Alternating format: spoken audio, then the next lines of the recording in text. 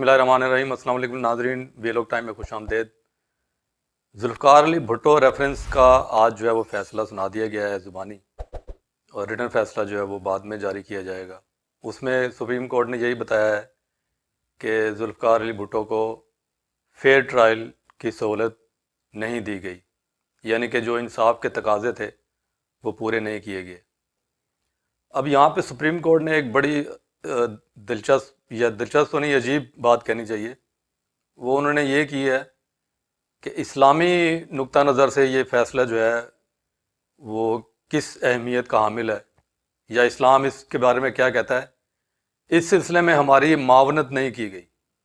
چوتھا سوال جو تھا کہ کیا ذوالفقار علی بھٹو کی سزا جو ہے وہ اسلامی اصولوں کے مطابق تھی یا نہیں، اس کے اوپر سپریم کورٹ نے کہا کہ فریقین کو بار بار یہ کہا گیا کہ اسلامی اصولوں کے مطابق سزا کے حوالے سے رہنمائی کریں، لیکن کسی نے عدالت کی معاونت نہیں کی، لہٰذا اس پر بھی عدالت کوئی رائے دینے سے قاصر ہے۔ تو مجموعی طور پر 5 سوالات پوچھے گئے تھے ریفرنس میں، جن میں سے ایک کا پہلے سوال کا سپریم کورٹ نے مثبت میں جواب دیا کہ ٹرائل شفاف نہیں تھا۔ باقی سوالات کو سپریم کورٹ نے کہہ لیں کہ ویل لیفٹ کر دیا یا نظر انداز کر دیا۔ تو یہ بڑی جو ہے وہ عجیب بات ہے،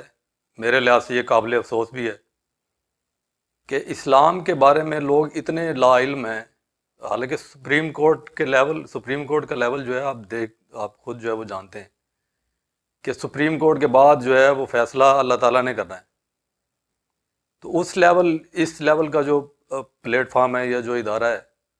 وہاں سے اس طرح کی بات آنا کہ اسلام اس کے بارے میں کیا کہتا ہے، اس سلسلے میں ہماری معاونت نہیں کی گئی، ہمیں بتایا نہیں گیا کسی نے،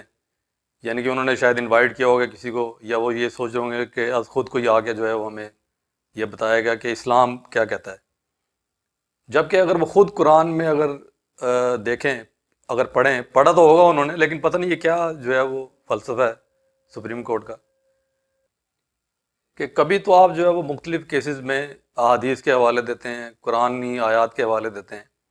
تو اس سلسلے میں آپ کو ایک بھی حوالہ نہیں ملا کہ انصاف کے تقاضے جو ہے، کیا قرآن نہیں کہتا کہ انصاف کے تقاضے پورے کیے جانے چاہیے؟ کیا قرآن عدل اور انصاف قائم کرنے کے بارے میں نہیں کہتا؟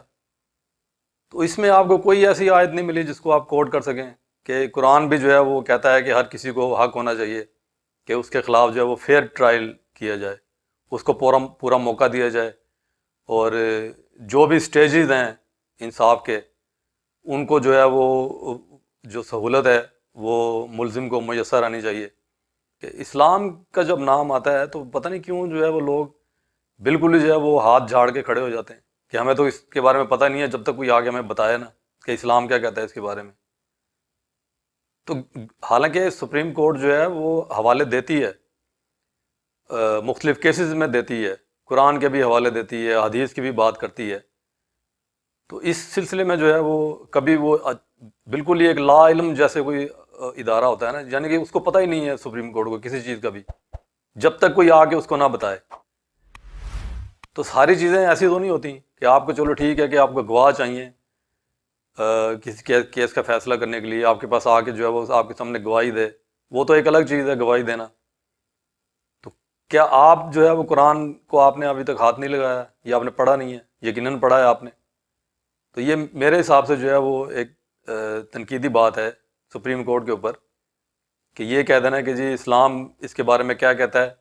چونکہ ہمیں کسی نے بتایا نہیں آگے یا ہماری معاونت نہیں کی، تو اس کے بارے میں ہم کچھ نہیں کہہ سکتے۔ تو مجھے تو یہ بات جو ہے ان کی صحیح نہیں لگی۔ باقی فیصلہ جو ہے وہ صحیح آیا ہے اور اس سے میں متفق ہوں، کئی لوگ متفق ہوں گے، بلکہ زیادہ تر متفق ہوں گے کیونکہ ان کے ساتھ جو ہوا وہ ناجائز ہوا۔ تو ناظرین، آج کے ویلاگ سے اتنا ہی، اگلے ویلاگ تک کے لیے اجازت دیجیے، اللہ حافظ۔